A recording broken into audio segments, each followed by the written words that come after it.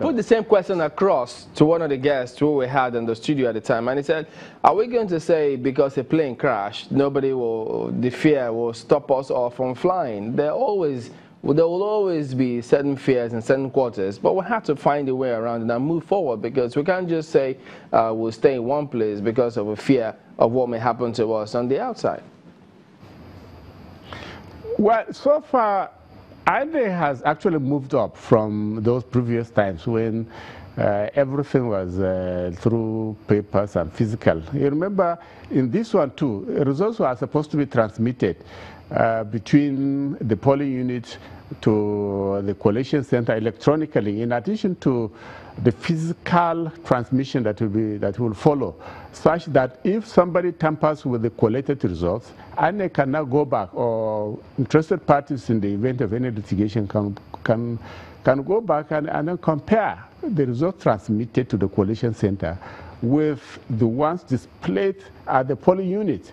So there is some improvement there. And then even from the collation center, from my understanding, these results are supposed to be transmitted to INEC electronically.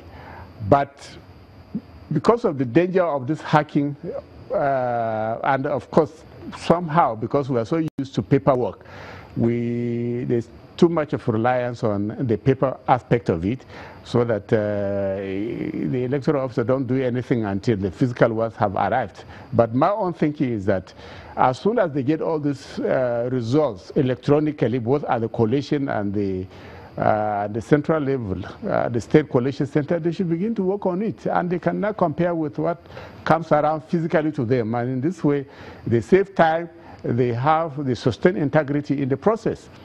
But right now, we are not hearing about how they are using the electronically transmitted component of it, if at all they are, unless they are probably preserving it for either in the event of litigation or just for their records. So to some extent, Professor Tahir, you did mention in your submission about a certain policeman that was being offered a bribe of about 100 million. And one wonders, when you look at the results to this point and the status of some of the states, some are inconclusive, some suspended, some are still pending, as it were. One wonders what has happened at the point where results were being collated to be announced by the returning officers.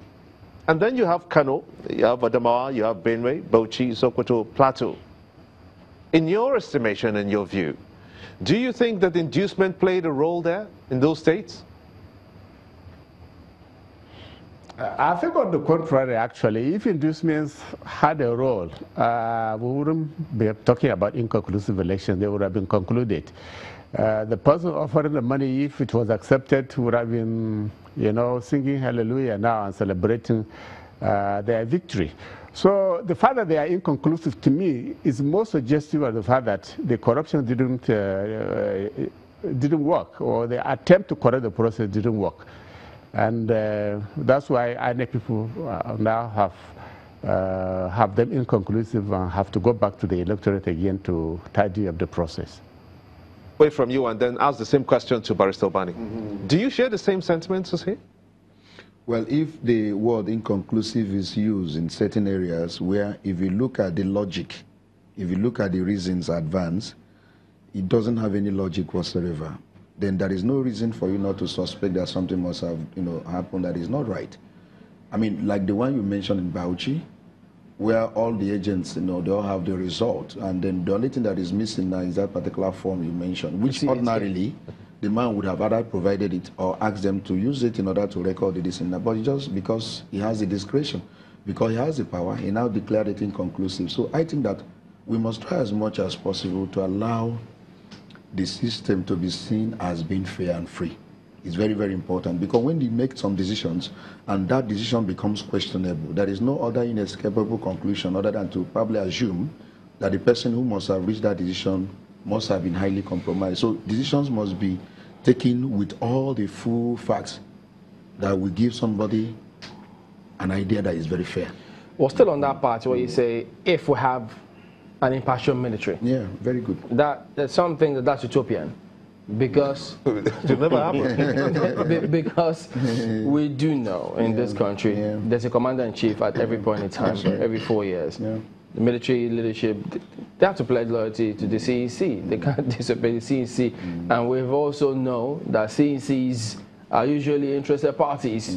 So, and what about the court decision on use of military in elections? So how does that fit?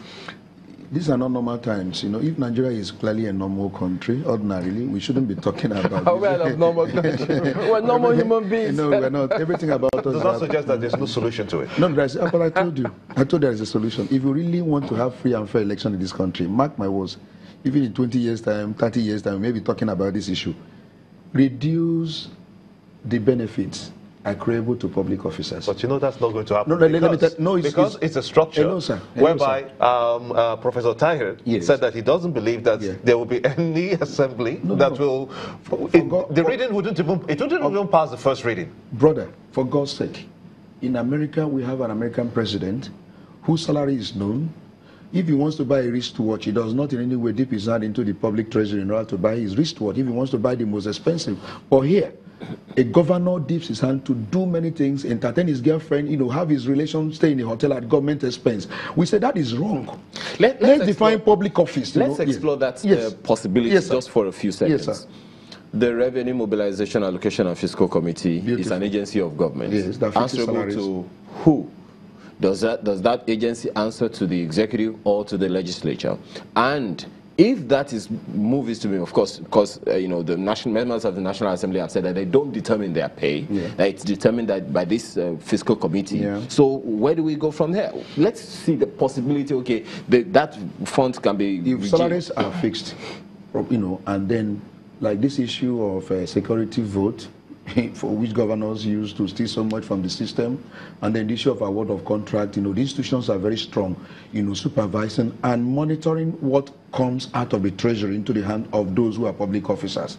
I will assure you that those who will come into public governance are those who are coming to give good governance and service, and those who have succeeded in their private enterprise, because there is not too much money available any longer. That is what goes on in developed economies. Those who come into public service have succeeded in private enterprise and now want to use the platform. Mr. Bani, those agencies, they are not answerable to heaven. They are answerable to us, Nigerians. But we don't ask enough questions. So it's up to us, the people, to demand certain things of them. You just highlighted successful people in companies. So they are still in the same country. They are still in this. I agree with you.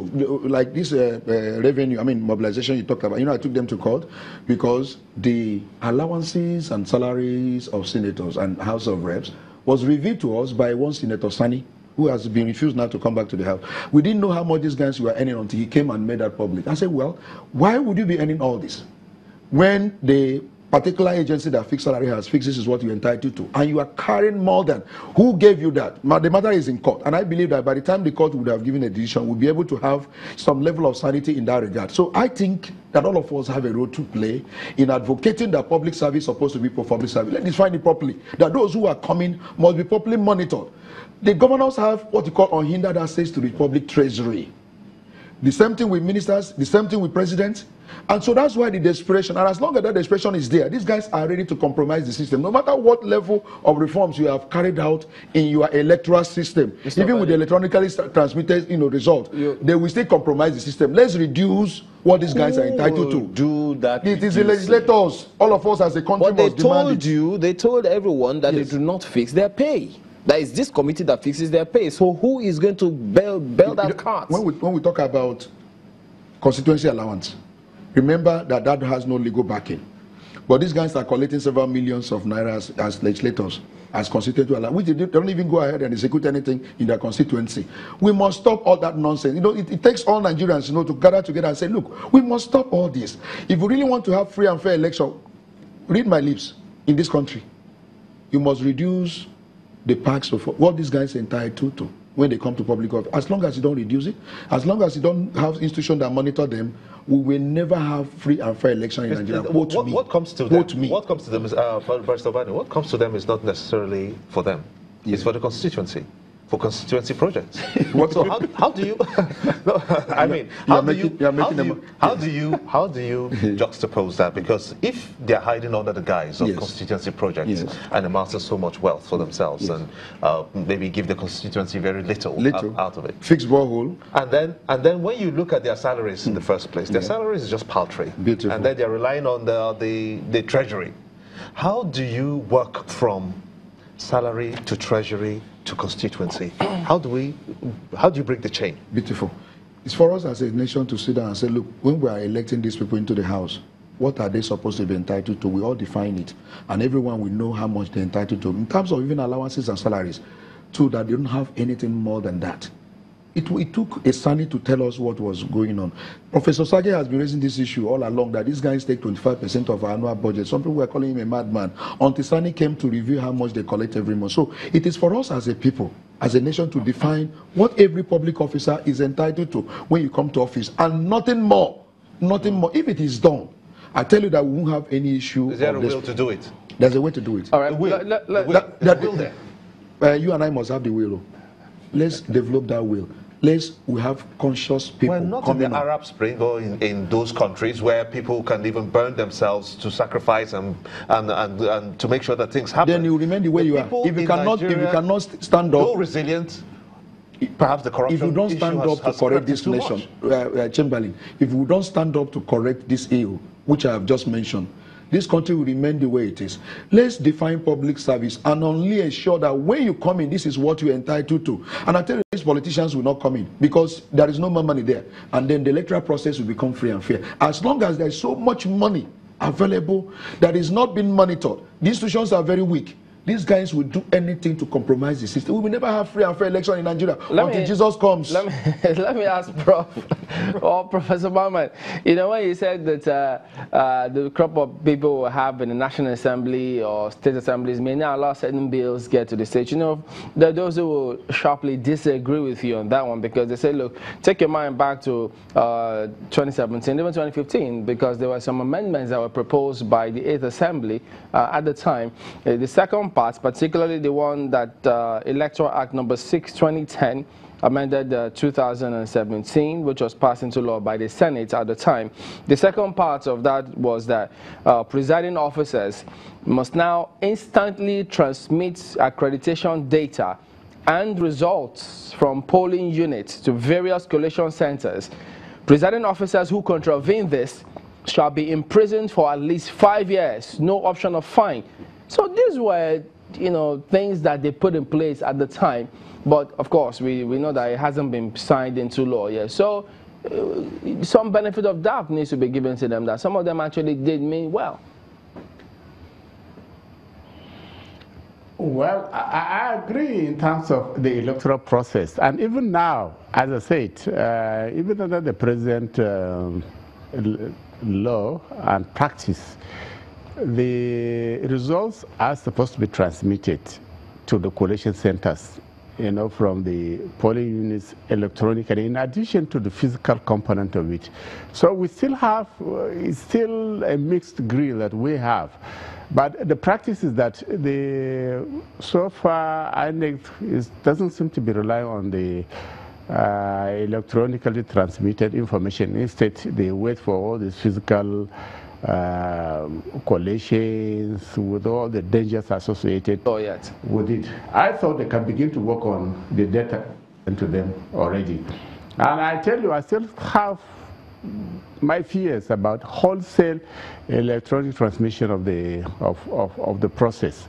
The danger is too much, really, in the present circumstance that we're in, given the level of desperation of our politicians and who don't recognize any benchmark of decorum and morality to get what they want or in this exercise.